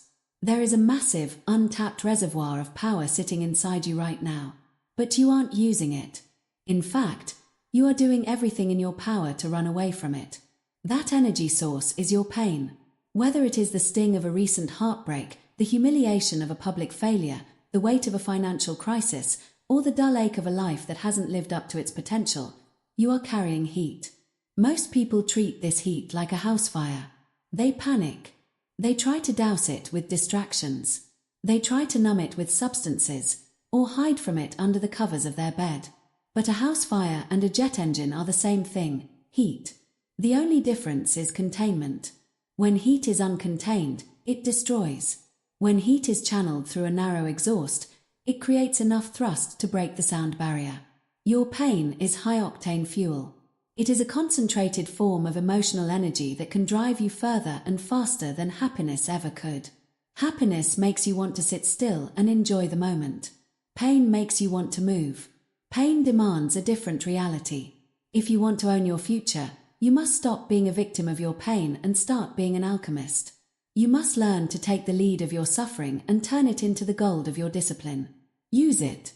Don't waste it. Part 2. Pain is mandatory, suffering is optional. We must make a critical distinction between pain and suffering. Pain is a biological and emotional fact. If you get hit, it hurts. If you lose someone you love, it hurts. If you work until your muscles fail, it hurts. You cannot avoid this. A life without pain is a life without movement. Suffering, however, is the story you tell yourself about the pain. Suffering is the why me. Suffering is the I'll never get over this. Suffering is the I'm a victim of my circumstances. Pain is the stinging sensation in your chest. Suffering is the decision to sit on the couch for 6 months because of that sensation. When you choose to suffer, you are wasting the energy. You are letting the heat leak out of the engine through complaining and self-pity. You are crying into a pillow when you should be crying into your work. I am not telling you not to feel. I am telling you to use the feeling. If you are going to be in pain anyway, and you are, you might as well get a return on investment for that pain. Don't let that agony go to waste. Use the restlessness to stay up late. Use the anger to push through one more set. Use the heartbreak to build a body and a career that makes the you of yesterday look like a stranger. Use it. Don't waste it. Part 3. The story of the great transmutation. Look at the most legendary figures in history. You will find that their greatness was almost always born from a great pain. Think of the athlete who was cut from the team in high school. The pain of that rejection was so sharp, so public, and so humiliating that they had 2 choices. They could suffer, or they could use it. They chose to use it. They turned that sting into 1,000 extra hours in the gym. Every time they wanted to quit, they remembered the face of the coach who cut them. That pain became a battery that never ran out of juice. Think of the entrepreneur who grew up in extreme poverty, watching their parents struggle to put food on the table. The pain of that helplessness wasn't a weight that held them down. It was a fire that pushed them up. They didn't want comfort. They wanted never again. Think of the artist who had their heart shattered into 1,000,000 pieces. Instead of letting that pain rot inside them, they poured it into a canvas or a song. They took a private, ugly sensation and turned it into a public, beautiful masterpiece. These people are pain alchemists. They don't have fewer problems than you. They just have a different exhaust system. They know that the more it hurts, the more energy they have to work with. Use it. Don't waste it. Part 4. The mechanics of channeling. How do you actually do this? How do you take a feeling like rejection and turn it into productivity? It starts with physicality. When you are in deep emotional pain, your body is flooded with energy. Your heart is racing, your thoughts are looping, and your skin feels tight. This is your fight or flight system being activated. If you sit still, that energy will eat you alive from the inside out. It will turn into anxiety, depression, and physical illness. You must move the energy. When the pain is at its peak, that is the time to go to the gym. That is the time to run until your lungs burn. That is the time to clean your entire house until your hands are sore. By putting the pain into a physical task, you are grounding the electricity. You are giving the energy a place to go. And a strange thing happens. As you exhaust your body, the volume of the emotional pain begins to turn down. You are trading a useless emotional pain for a useful physical one. Use it. Don't waste it. Part 5. Breaking the pity party habit. The greatest thief of your potential is the pity party. Social media has made this worse. We are rewarded for our vulnerability and our trauma. We post about our struggles to get likes and comments that offer us cheap, temporary comfort. But as we learned in Chapter 7, comfort is a trap. When you seek pity from others, you are venting the steam that you should be using to turn the gears of your life. If you are going through hell, keep going. Don't stop to take a selfie in the middle of the fire. Don't call 5 people to tell them how hot the flames are. Use the heat to move faster. The next time you feel a wave of self-pity, I want you to perform a pattern interrupt. Close your mouth. Put your phone away. Pick up a pen, a weight, or a tool. Tell yourself, this pain is a gift. It is the fuel I needed for the next level. I'm going to bottle this feeling and I'm going to work until the feeling is gone. By refusing to complain, you are forcing the energy to find an outlet in action. You are becoming a person who works harder when life gets harder. That is a person who cannot be defeated. Use it. Don't waste it. Part 6. The Dark Motivation Reserve. There is a concept called dark motivation. It is the use of negative emotions, anger, spite, revenge, or even the desire to show them all to achieve positive results. Polite society tells us that we should only be motivated by love and passion. But on a Tuesday morning when you're tired and your bank account is low, passion is often nowhere to be found. However, the dark motivation of someone who told you you'd never be anything is always there. The dark motivation of the person who walked out on you is a bottomless well of energy. Use it. If you have to work 14 hours a day to prove your critics wrong, do it. If you have to get into the best shape of your life to show your ex what they lost, do it. Eventually, as you grow and succeed, the dark motivation will fade and be replaced by true self-confidence and purpose. But in the beginning, in the trench of your journey, use whatever fuel you have available. If all you have is spite, use it to build a life so incredible that spite is no longer necessary. Use it. Don't waste it. Part 7. Radical focus through pain. One of the benefits of intense pain is that it strips away the trivial. When your life is easy and comfortable, you get distracted by small things. You worry about the color of your curtains, or a minor celebrity scandal, or what you're going to watch on Netflix. But when you are in real pain, the bullshit disappears. You don't care about the curtains. You don't care about the news. Your world shrinks down to a single point of focus: survival and progress. Pain gives you a gaze of steel. Use this period of your life to accomplish the tasks you were too scattered to do before. When you are grieving, use that heavy energy to do deep, focused work. When you are angry, use that sharp energy to cut through your distractions and solve a complex problem. Pain is a lens. It focuses the sunlight of your attention into a laser beam that can burn through any obstacle. Do not waste this clarity. You won't always be in this much pain. While the window is open, use the focus. Use it. Don't waste it. Part 8. Forging the alchemist identity. You must stop identifying as a person who has been hurt. You must start identifying as a person who has been forged. Think of a sword. A sword is just a piece of iron that was put into a fire until it turned red, and then was beaten with a hammer over and over again. Then it was plunged into ice-cold water.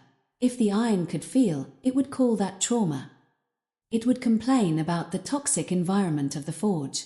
It would seek comfort from the other pieces of iron. But that process is what makes it a sword. It is what gives it an edge. It is what makes it valuable. You are in the forge. The heat you feel is the fire. The hits you are taking from life are the hammer.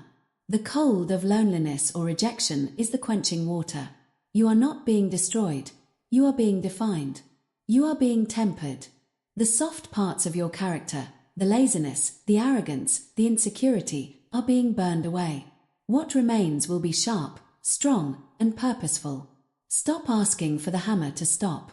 Start asking for the hammer to hit harder so you can finish the transformation faster.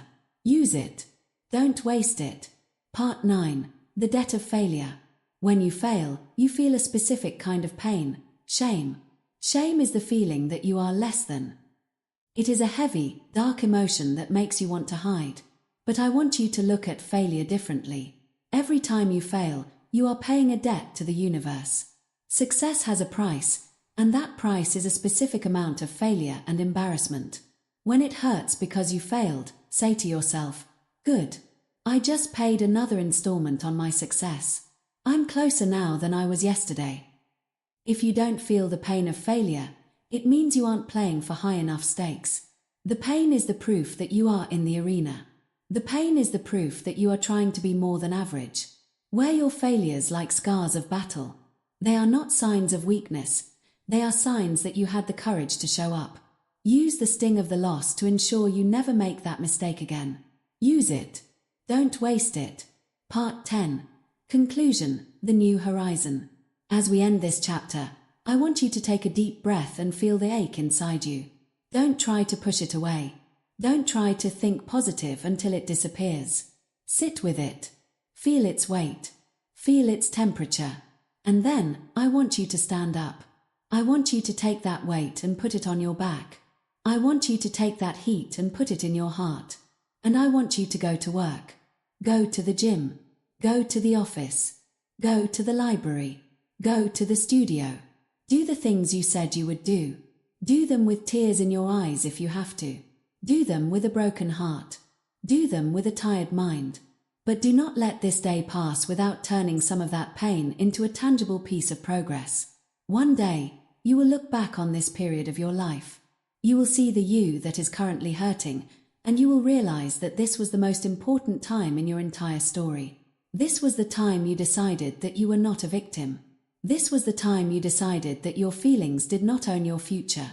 This was the time you learned to take the darkest parts of your life and use them to light the way to your greatness. The fire is burning. The energy is there. The future is waiting. Use it. Don't waste it. Chapter 9. Create Emotional Control Habits. Part 1. The Myth of the Decision. Most people believe that emotional control is a decision you make in the heat of the moment. They think that when they get angry, they will simply decide to be calm. They think that when they feel lazy, they will simply decide to be productive. But as we have discussed in previous chapters, when the emotional hijack happens, your logic goes offline. You cannot decide your way out of a chemical storm if you haven't built the infrastructure to handle it.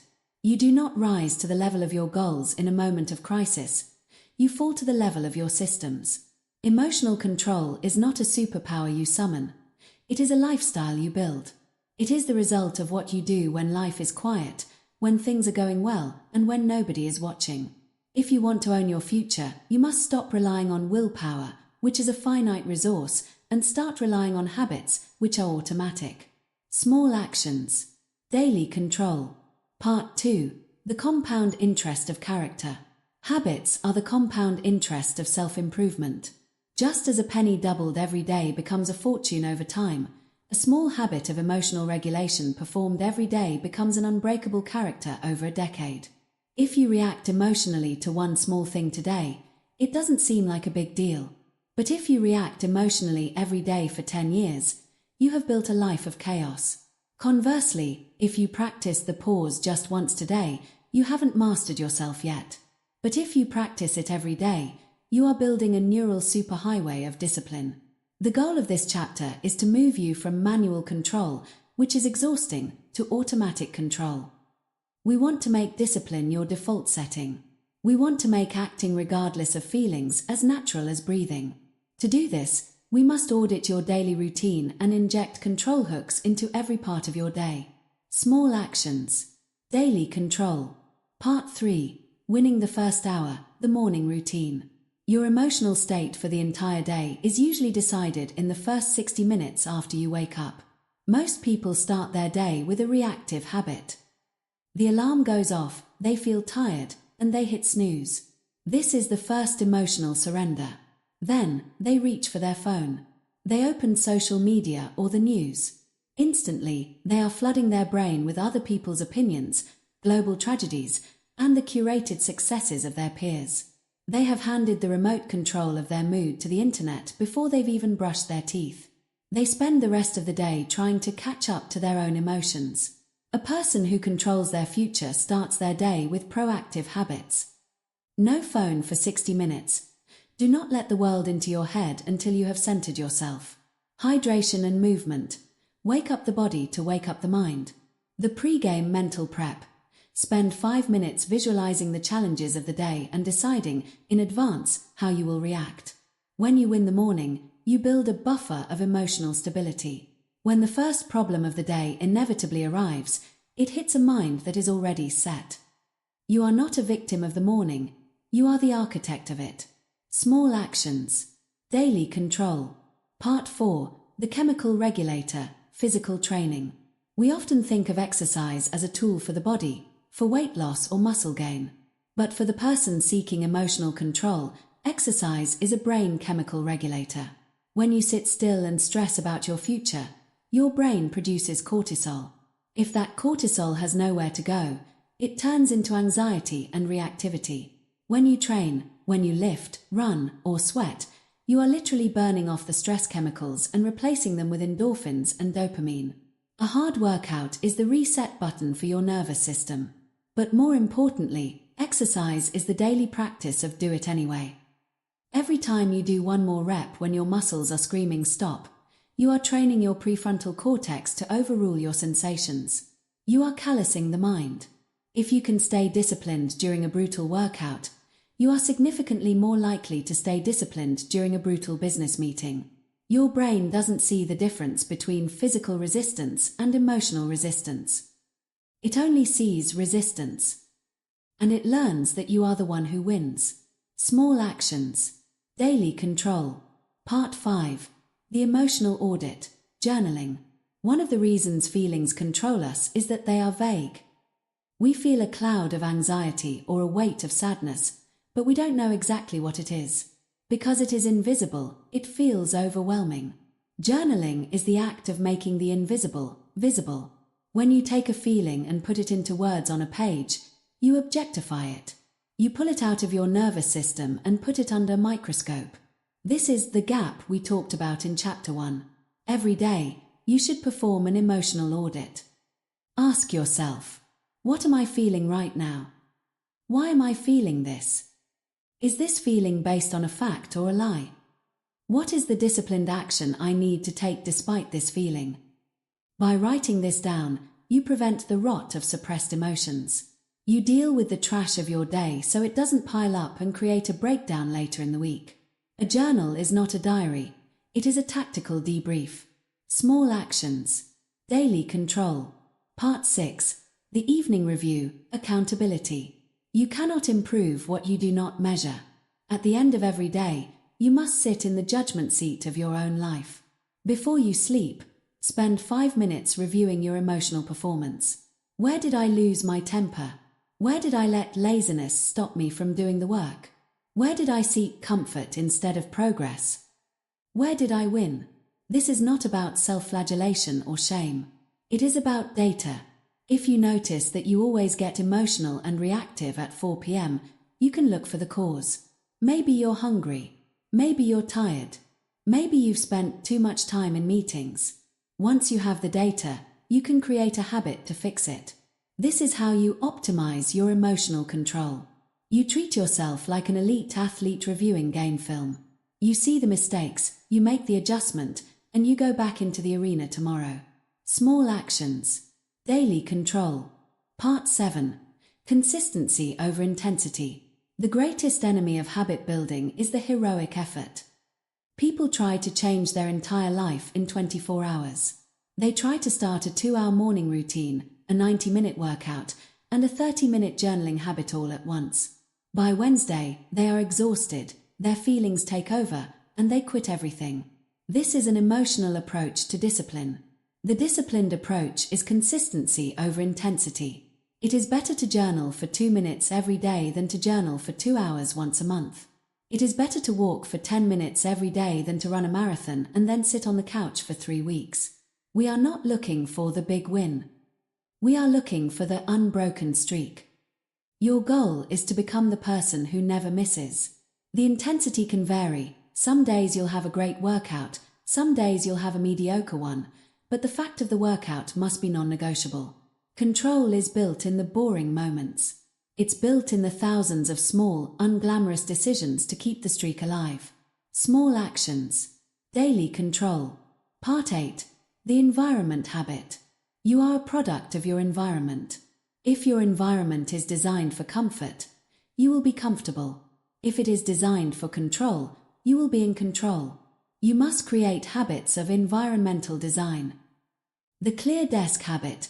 A cluttered space creates a cluttered mind. Before you stop working, spend 3 minutes clearing your space for tomorrow. The phone distance habit.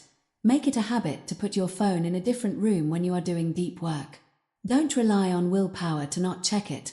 Rely on the habit of out of sight, out of mind. The prep habit. Lay out your gym clothes the night before. Pack your lunch. Remove the friction between your decision and your action. By controlling your environment, you are preloading your discipline. You are making it easier for your future self to do the right thing when they are tired or unmotivated.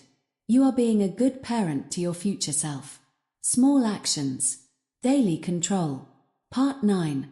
Mindful breathing, the in-the-moment habit. While the other habits are preventative, you also need a reactive habit for when the storm hits. This is the habit of mindful breathing.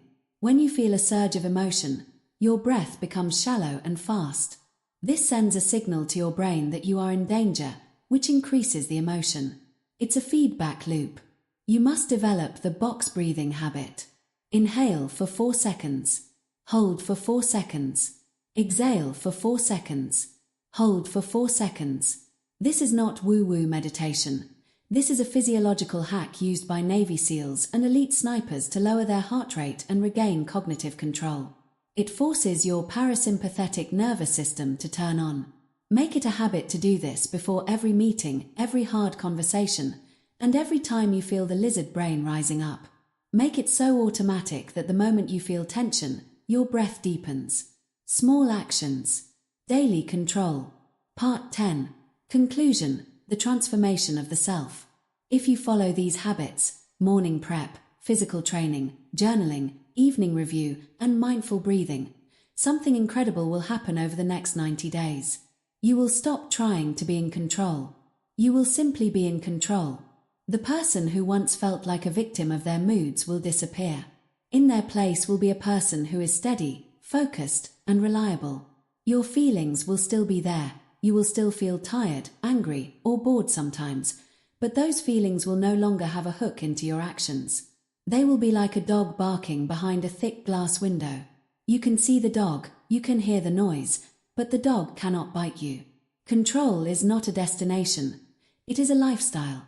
It is a daily commitment to the small actions that keep the glass window thick and strong. Don't worry about next year. Don't worry about next month. Just focus on winning the next hour. Focus on the next small action. Because when you control your habits, you control your character. And when you control your character, you own your future. Small actions. Daily control. Chapter 10. Become the person who doesn't quit. Part 1. The anatomy of the quit. We have reached the final stage of our journey. Over the last 9 chapters, we have dismantled the lies your emotions tell you. We have built a fortress of discipline, and we have learned to turn pain into the fuel for our progress. But all of that knowledge is worthless if you do not master the final, most important skill of all, staying on the path when the light goes out. Quitting is almost always an emotional decision. Nobody quits when they feel motivated. Nobody quits when the sun is shining, the bank account is full, and the results are pouring in. We quit in the dark valley. We quit when we are tired, when we are bored, when we are lonely, or when we are scared that our effort isn't working. In that moment of weakness, your feelings suggest a way out. They tell you that quitting will take away the pressure. They tell you that you can start again when the timing is better. They tell you that it just wasn't meant to be. But the way out is actually a way down. Every time you quit because of a feeling, you aren't just stopping a project. You are shrinking your soul. You are reinforcing the belief that your emotions have a higher authority than your will. To own your future, you must make a blood compact with yourself. The decision to start was made with logic. Therefore, the decision to stop can only be made with logic, never with emotion. Finish what you start. Part 2. The Valley of Despair. Every great endeavor follows a specific emotional curve. At the beginning, there is uninformed optimism. You're excited. You see the vision. You have the high. Then, reality hits. This is informed pessimism. You realize the work is harder than you thought. The high disappears. Then comes the valley of despair. This is the lowest point. This is where the results are invisible, the work is a grind, and your feelings are screaming at you to stop. This is the filter of life. This valley is where 99% of people live and die. They spend their entire lives starting things, hitting the valley, and quitting, only to go back to the start and try something else, hoping for a journey that doesn't have a valley. But there is no journey without a valley. The valley is the test. It is the universe asking, how much do you actually want this? Or was this just a feeling? The 1% who achieve their dreams are not the ones who found a valley-free path. They are the ones who decided that they would keep walking until the valley ended. They understood that success isn't about arriving, it's about remaining. Success is a war of attrition. If you refuse to leave the field, you eventually win by default because everyone else got tired and went home. Finish what you start. Part 3. The Talent Trap versus Staying Power. We worship talent, but talent is a liar. Talent often makes people weak because things come easily to them at first. When they finally hit a wall that talent can't climb, they don't have the emotional calluses to handle the struggle. They quit. Staying power, the ability to endure, is the ultimate skill. Think of James Dyson. He spent 15 years and created 5,126 failed prototypes of his vacuum cleaner. Can you imagine the emotional weight of 5,126 failures?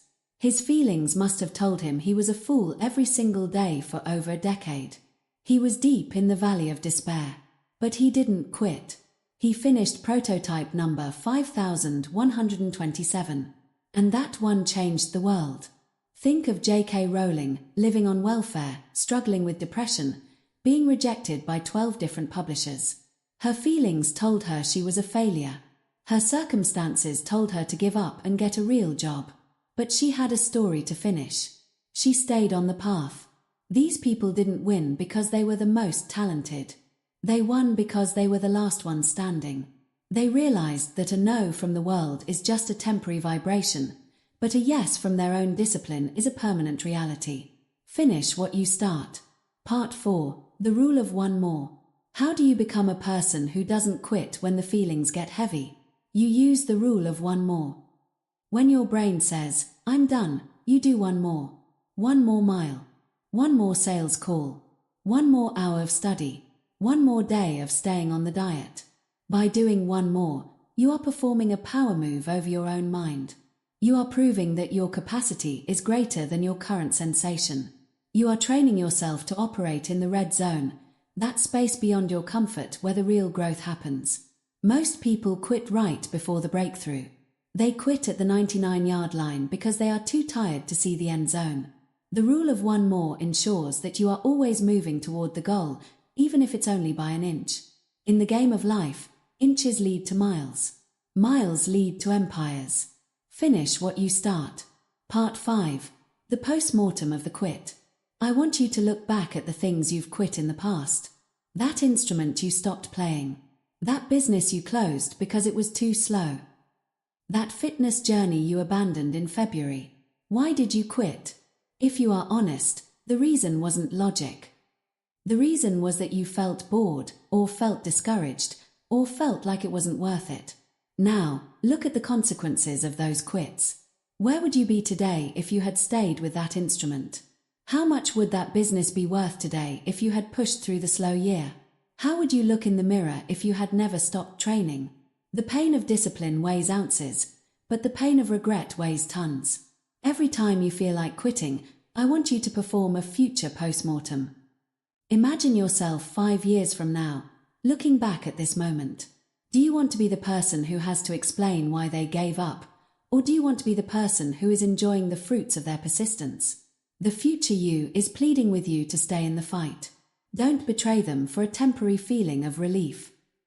Finish what you start. Part 6. The final identity shift. This is the most important part of the entire book. Until now, you have probably seen yourself as someone who tries to be disciplined. Someone who attempts to control their emotions. Someone who wants to be successful. That language is the language of a quitter. Try contains the seed of failure. Try gives you an emotional out. From this moment forward, your identity is this: I am a person who acts regardless of feelings. Repeat that. Say it out loud. Internalize it. When you make this an identity, the negotiation ends. If you are someone who acts regardless of feelings, then it doesn't matter that you're tired. It doesn't matter that you're scared. It doesn't matter that you're unmotivated. Those are just weather patterns, and you are the mountain. A mountain doesn't try to stay still when the wind blows. It simply is still. When you adopt this identity, you become automatic. You stop asking should I, and you start saying I must. You move from a maybe person to a certainty person, and the world bows to a person of certainty. Finish what you start. Part 7. The contract of the finisher. The world is littered with half-finished books, half-built businesses, and half-baked dreams. The graveyard of potential is the most crowded place on earth. Do not add to it. Make a contract with yourself today. From now on, if you decide to start something, after careful, logical thought, you are not allowed to stop until it is finished or until it is logically proven to be a dead end. If you start a 30-day challenge, you finish day 30.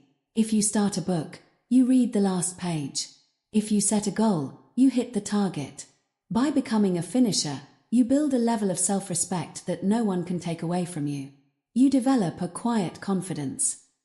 You don't need to shout about your goals, because you know that once you say you're going to do something, it is as good as done.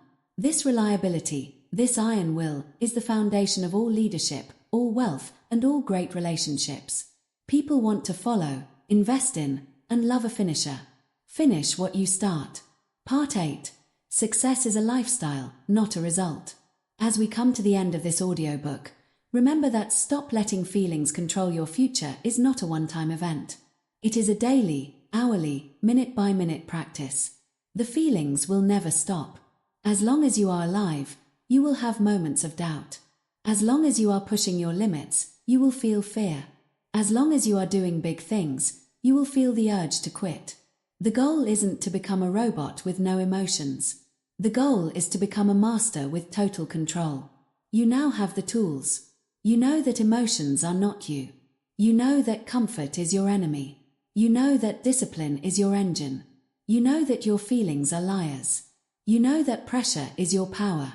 The only thing left to do is to live it. Finish what you start. Part 9. The new you. Look at the version of you that started chapter 1. That person was a slave to their moods. That person was waiting for the right time and the right feeling. That person is dead. The person listening to these words right now is a warrior. You are a person who sees a bad mood and treats it like an annoying fly. You are a person who sees an obstacle and treats it like a stepping stone. You are a person who understands that your future is a choice, not a reaction. Go out into the world today. Let the rain fall. Let the wind blow. Let the feelings churn. And in the middle of it all, stay on the path. Keep your eyes on the horizon. Keep your feet moving. Your future self is waiting for you at the finish line. They are healthy, they are wealthy, they are free, and they are proud. They are waiting to shake your hand and thank you for not quitting when it got hard. Do not let them down. Finish what you start. Part 10. Final closing. This is the end of the book, but it is the beginning of your life of control. The audiobook is over. The real work begins. When you turn off this recording, you will be met with a feeling. Maybe it's a feeling of inspiration, or maybe it's a feeling of what now? It doesn't matter what the feeling is. You know what to do. Go to your list. Find the hardest task, and do it. Because you are no longer a slave. You are the master, and masters always. Finish what you start.